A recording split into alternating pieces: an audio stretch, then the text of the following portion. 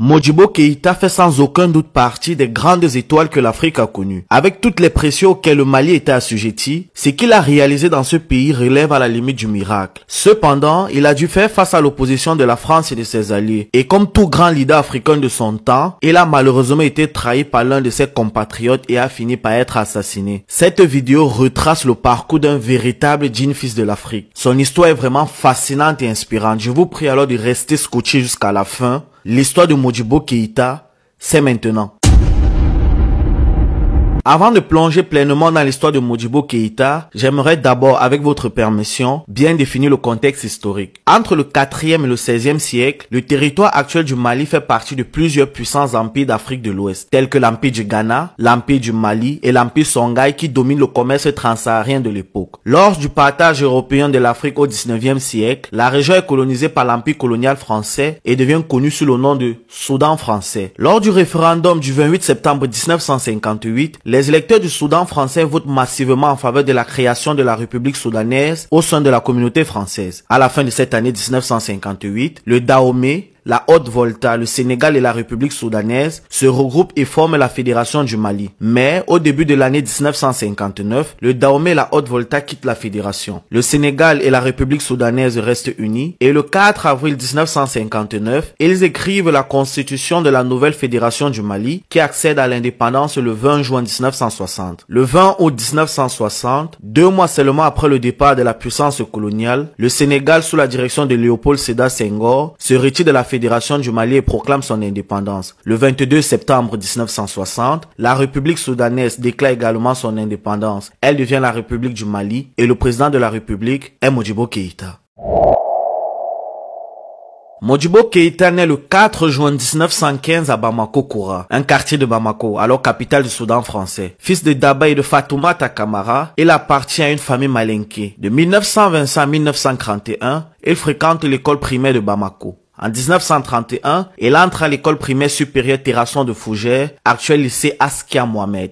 Et en 1934, il poursuit ses études à la prestigieuse école normale d'instituteurs William Ponty de l'île de Gorée à Dakar au Sénégal. Ses professeurs le remarquent comme un excellent élève, mais aussi comme un agitateur anti-français à surveiller de très près. Il sort major de sa promotion en 1936 et devient instituteur. Comme il est déjà identifié comme un agitateur anti-français, pour ses premières années de service, les colons l'envoient enseigner en Brousse. Plus tard, il est affecté à Bamako, Sikasso et Tombouctou. Très rapidement, Modibo s'engage activement dans plusieurs associations. Avec Mamadou Konaté, il fonde l'association des lettrés du Soudan qui évolue plus tard pour devenir le foyer du Soudan. Il participe activement aux activités culturelles et dirige le groupe Art et Travail. En 1937, il crée le syndicat des enseignants de l'Afrique occidentale française en collaboration avec Ouzin Coulibaly, originaire de la Haute-Volta. Quelques années plus tard, en 1943, Modibo et son ami Jean-Marie Koné fondent la revue L'Œil de Kénédougou où il exprime des critiques à l'encontre du pouvoir colonial. L'administration coloniale accueille alors très mal ces critiques et Modibo est victime de nombreuses répressions. Au lendemain de la Seconde Guerre mondiale, sous la contrainte de l'ONU et de la montée du nationalisme dans les colonies, la France autorise alors les colonisés à fonder des partis politiques. En 1946, Modibo Keïta fonde tout d'abord le Parti démocratique du bloc soudanais. Puis, il fusionne son parti avec le bloc démocratique soudanais de Mamadou Konaté et avec une aile dissidente du Parti progressiste soudanais PPS, alors dirigé par Fili Dabo Sissoko. Le 22 octobre 1946, cette fusion est finalisée sous le nom de Union soudanaise. Il est le secrétaire général et Mamadou Konaté le président. Et ce nouveau parti, l'Union soudanaise, devient alors la section soudanaise du RDA, Rassemblement démocratique africain, qui se bat alors à ce moment contre l'ordre colonial sur le continent. Dans la région de Sikasso, Modibo se fait défenseur des paysans et va jusqu'à rédiger une lettre au ministre de la France d'Outre-mer pour dénoncer le régime esclavagiste que l'administration coloniale fait vivre aux habitants de Sikasso. Considéré par le régime colonial comme un dangereux opposant, il est incarcéré sans aucune raison à la fin de l'année 1946. Il manque alors les élections législatives de novembre 1946. Malgré que son principal opposant Fili Dabo Sissoko est favorisé par les colons et par les chefs traditionnels, son parti réussit néanmoins à gagner une place de député à l'Assemblée nationale française. Et le 28 novembre 1946, son ami Mamadou Konaté est élu député du Soudan à l'Assemblée française. 2 ans plus tard, en 1948, Modibo est élu conseiller général du Soudan français au titre de la circonscription de Bamako-Kita. En 1953, il est élu conseiller de l'Union française. Et le 19 janvier 1956, il est élu député de l'Assemblée nationale française dont il devient l'un des vice-présidents. Le 26 novembre de cette même année, il devient maire de Bamako.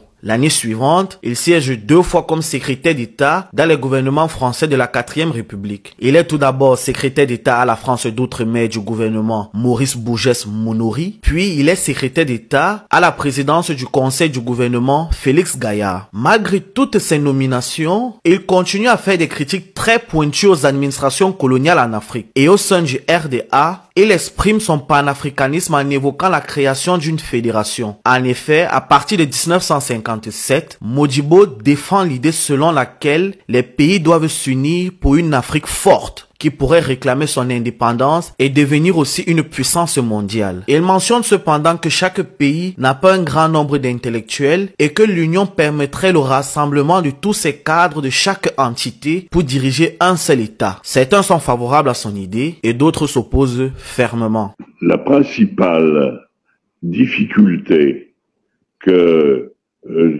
je dois dire, les hommes politiques africains mais aussi le gouvernement français a rencontré dans ces 2 années qui ont précédé l'indépendance, ça a été ce grand débat sur la fédération ou non. Fallait-il maintenir la fédération de l'Afrique occidentale française comme un État unique, ou fallait-il au contraire que chaque territoire deviennent indépendants. Et il y avait là un débat très, très sérieux, très grave, qui divisait énormément les Africains. Félix Houphouët, par exemple, était très hostile à la fédération et il voulait absolument que la Côte d'Ivoire devienne indépendante seule. Je dois dire que les Mauritaniens avaient la même idée.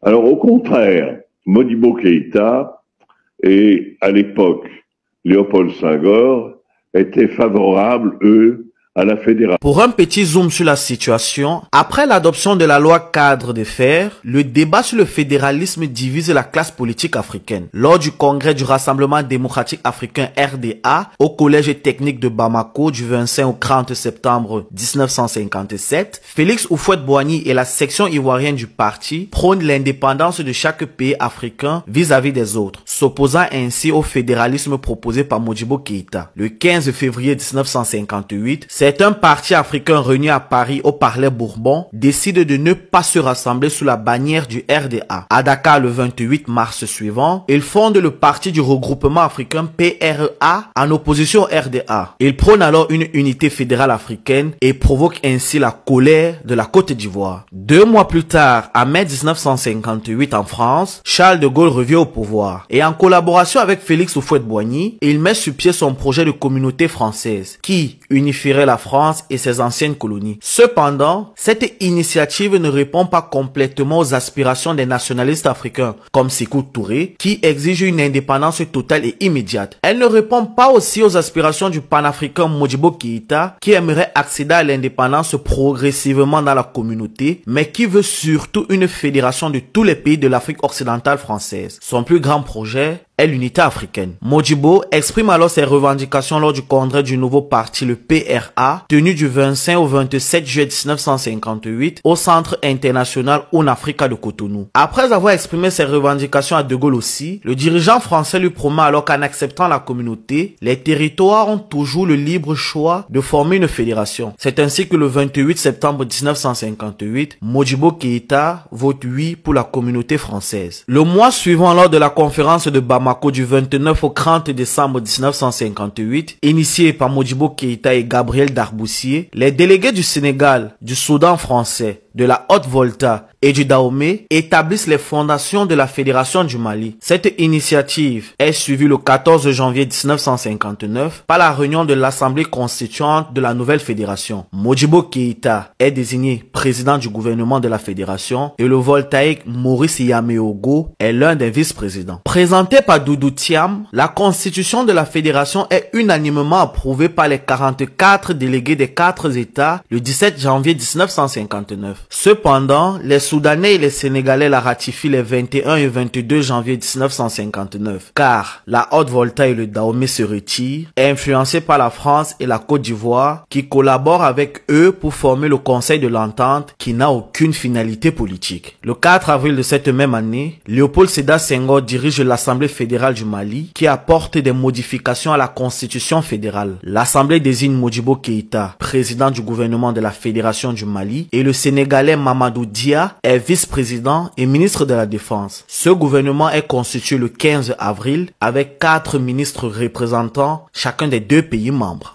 Le 15 mai 1959, Charles de Gaulle rencontre Modibo Keïta à l'Élysée et reconnaît la Fédération du Mali au sein de la communauté française. Par la suite, le 13 décembre, le président français répond favorablement devant l'Assemblée fédérale réunie à Dakar à la demande de transférer les pouvoirs de la communauté à la Fédération, exprimée le 29 septembre précédent. Les pourparlers entamés à l'hôtel de Matignon le 18 janvier 1960 aboutissent à la signature des accords sur l'indépendance de la Fédération le 4 avril 1960.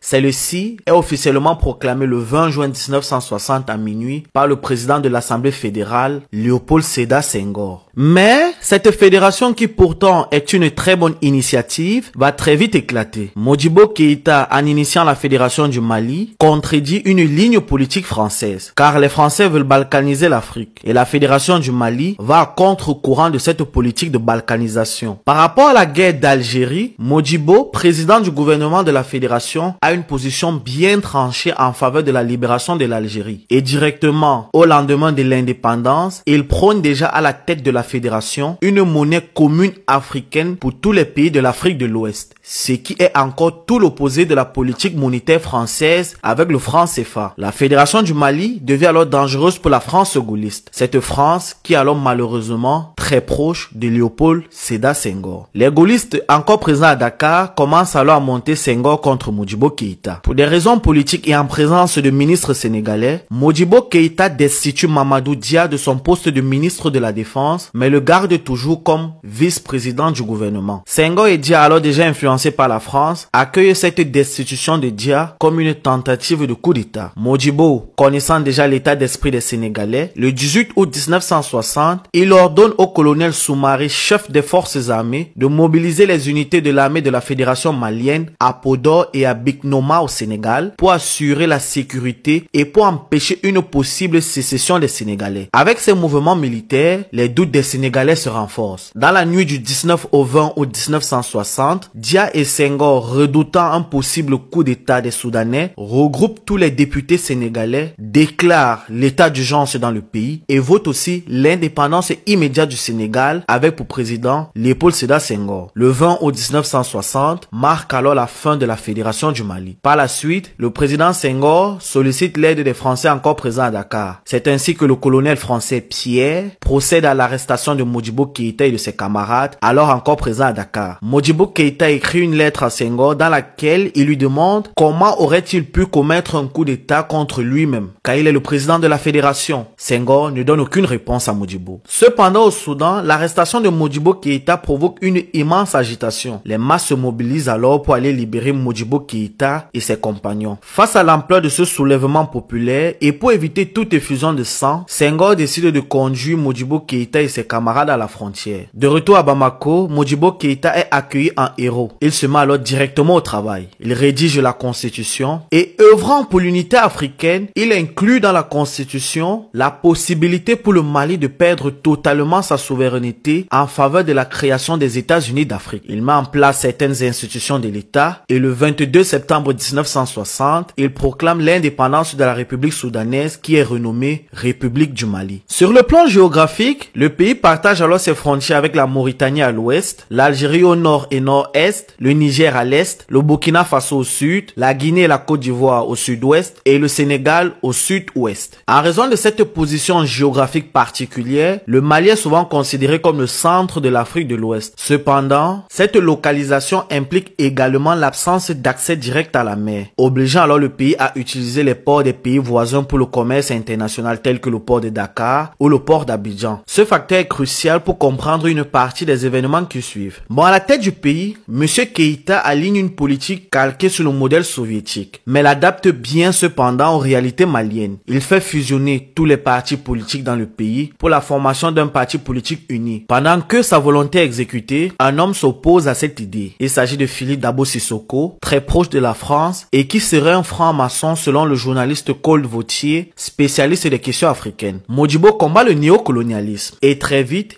il fait savoir à la France qu'il souhaite des relations d'égal à égal ou alors pas de contact. Avec ses démarches panafricanistes et son souhait d'instaurer des relations plus égalité avec la France, conduisent alors rapidement Paris mais aussi le président de la Côte d'Ivoire Félix Houphouët-Boigny à le considérer comme un homme à abattre. Malgré ces menaces, le leader malien reste concentré. Pendant que la France multiplie les bases militaires dans ses anciennes colonies pour protéger ses marionnettes au pouvoir et sécuriser les multinationales qui pillent les richesses du sous-sol, au Mali, le président Modibo Keïta demande à la France de retirer toutes ses bases militaires du pays dans les plus brefs délais. La France s'exécute mais ne pardonne pas au président malien. Sous ordre de la France, le Sénégal et la Côte d'Ivoire refusent au Mali l'accès aux ports de Dakar et d'Abidjan. Les deux pays interdisent aussi l'accès aux frontières terrestres. N'ayant pas d'accès direct à la mer, le pays rencontre un vrai problème à exporter ses matières premières et ainsi ne réussit pas à faire entrer suffisamment d'argent dans les caisses de l'État. Alors qu'elle accorde de l'aide au développement à ses anciennes colonies, elle exclut le Mali et elle manœuvre pour que aucun pays de l'Occident ne prête de l'argent au Mali. Le Mali de Modibo Keïta se retrouve alors isolé. Le président Keïta se retourne alors vers les pays de l'Est avec qui il va entretenir de très bonnes relations diplomatiques. Bien que l'esclavage soit aboli officiellement depuis le début du XXe siècle, dans certaines zones du Mali, cette pratique inhumaine est toujours pratiquée notamment avec l'appui des anciens chefs de canton. Le président Modibo Keïta commence alors à lancer de nombreuses initiatives de lutte contre l'esclavage sur toute l'étendue du territoire national. Toute personne étant impliquée dans la vente d'esclaves est arrêtée, peu importe son rang social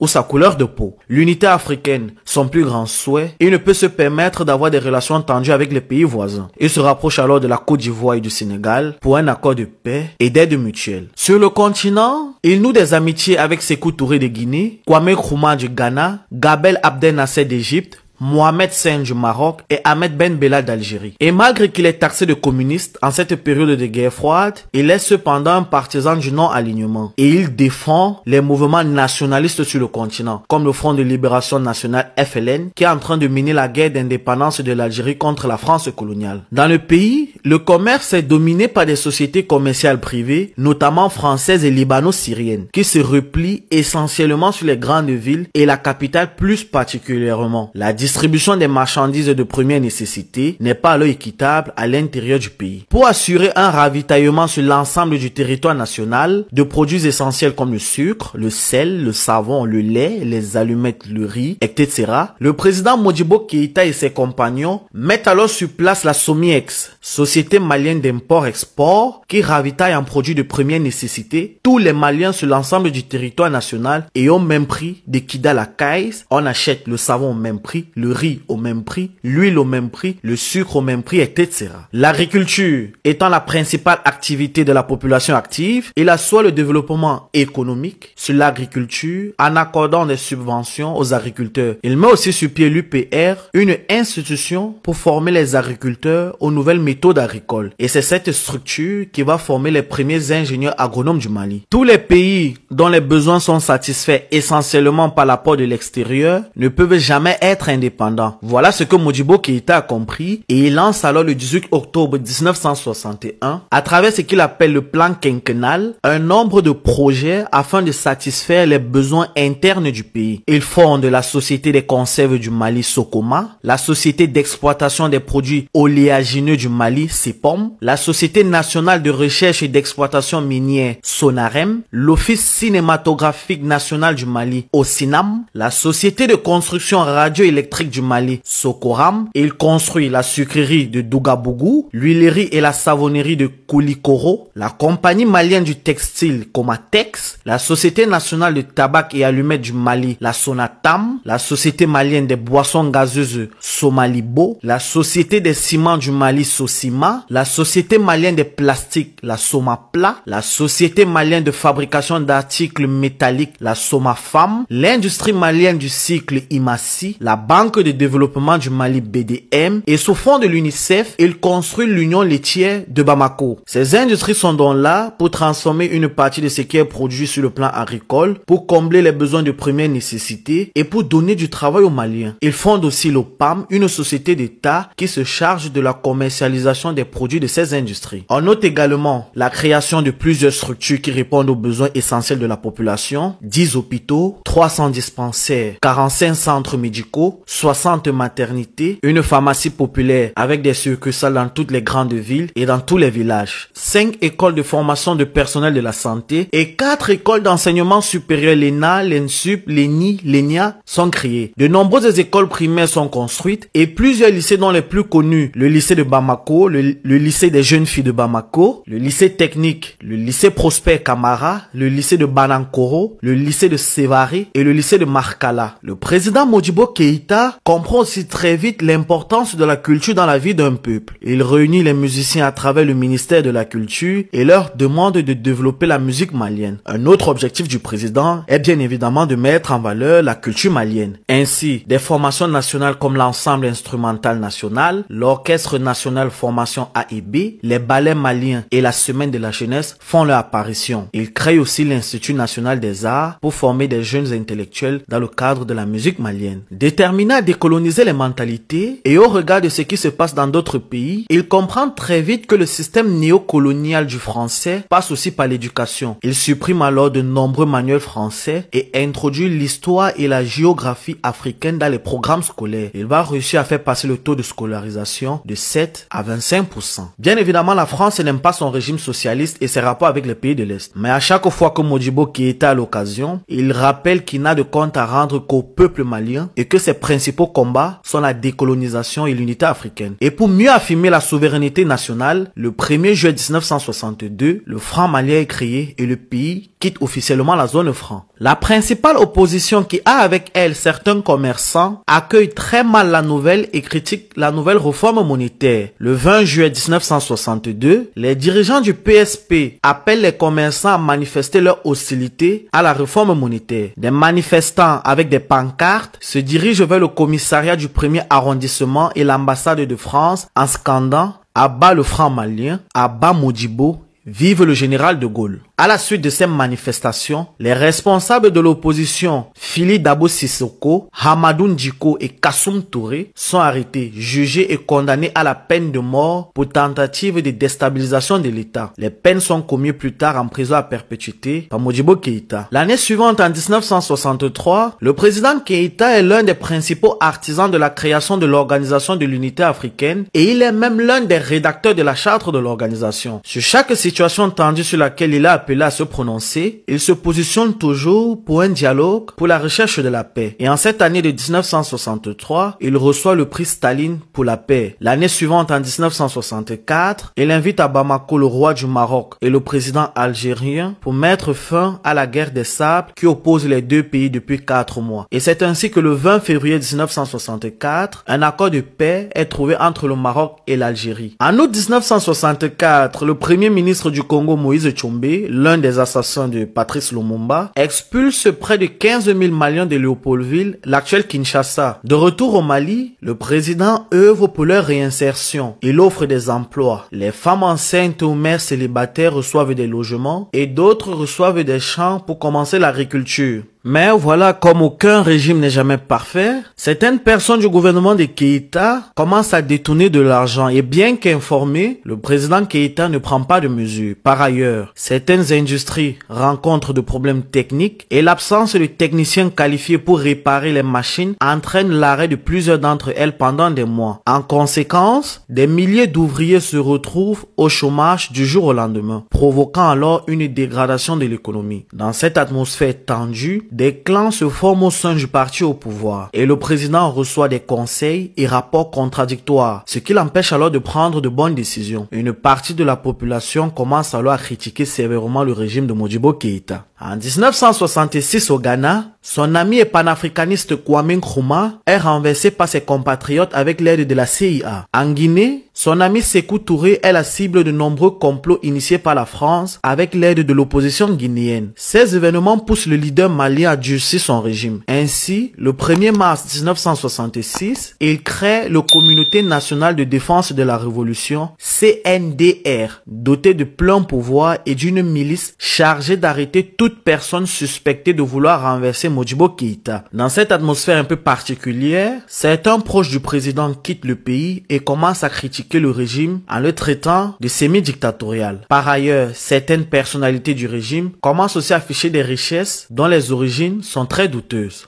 Un an plus tard, en 1967, quelques jeunes et syndicalistes organisent de gigantesques manifestations réclamant un assainissement des structures économiques et une épuration politique. Les municipalités dont les gestions sont contestées sont dissoutes. Le Conseil national des jeunes déclenche l'opération Taxi et l'opération Villa. Il s'agit d'une campagne de saisie de véhicules et de lutte contre la spéculation foncière visant les agents de l'État qui présentent des signes extérieurs de richesse. Le président Modibo, proche des jeunes, leur promet alors de nettoyer l'administration des corrompus et des voleurs. Le 22 août 1967 commence l'an 1 de la Révolution et la prise en main du pouvoir par le CNDR, impliquant ainsi la dissolution du bureau politique national et de l'Assemblée nationale. Certains députés ou alors ex-députés et anciennes personnalités du régime se rapprochent de la France gaulliste et commencent à semer la désinformation en lançant une série de déclarations mensongères contre le président. Cette campagne de diffamation entraîne une désaffection croissante d'une partie de la population envers le président. C'est dans ce contexte que le 19 novembre 1968, alors qu'il se trouve en déplacement dans une petite ville du pays, Modibo Keïta a informé qu'un coup d'état militaire est en cours. Il prend la décision de désarmer sa garde rapprochée et déclare qu'il n'y aura pas d'affrontement. Il refuse qu'une seule goutte de sang malien soit versée pour le maintenir au pouvoir. Il se rend au putschiste alors dirigé par le lieutenant Moussa Traoré qui va l'envoyer en prison à Kidal. Modibo Keïta est froidement assassiné le 16 mai 1977. Dans l'après-midi de ce 16 mai 1977, Radio Mali diffuse un communiqué annonçant, je cite, « Modibo Keïta, ancien instituteur à la retraite, est décédé des suites d'un œdème aigu des poumons. » Fin de citation. Ces obsèques au cimetière d'Amdalaï donnent lieu à d'importantes manifestations réprimées violemment par les services de sécurité dirigés alors par Tiekoro Bakayoko. Le président Moussa Traoré est obligé d'intervenir à Radio Mali pour donner une version officielle du décès de Modibo Keïta qui ne convainc heureusement personne. Modibo Keïta est réhabilité en 1992 à la chute du régime de Moussa Traoré par le président Alpha Oumar Konaré. Le mémorial Modibo Keïta est inauguré à Bamako le 6 juin 1999. Pendant son régime, il n'a pas détourné l'argent du gouvernement. Il n'a mis aucun membre de sa famille dans son gouvernement. Sa fortune était de 300 000 francs maliens à son arrestation. L'expérience menée au Mali de 1960 à 1968 est très enrichissante. Le pays en a connu d'autres depuis. On peut raisonnablement penser que les Maliens sauront tirer toutes les leçons de leur histoire récente. Le président Modibo Keïta, premier président du Mali, était un patriote émérite. Il avait une foi inébranlable au destin de son pays. Ses idéaux d'indépendance nationale, de justice sociale, de liberté et de paix constituent un message fort pour la jeunesse africaine. Nous arrivons alors à la fin de cette vidéo. Merci pour tout le soutien. Je suis conscient de ne pas avoir donné assez de détails dans cette vidéo. Je vous prie alors de faire des compléments d'information et de donner aussi vos avis en commentaire. Partagez, likez, abonnez-vous s'il vous plaît. Bon, c'était l'histoire de Modibo Keïta.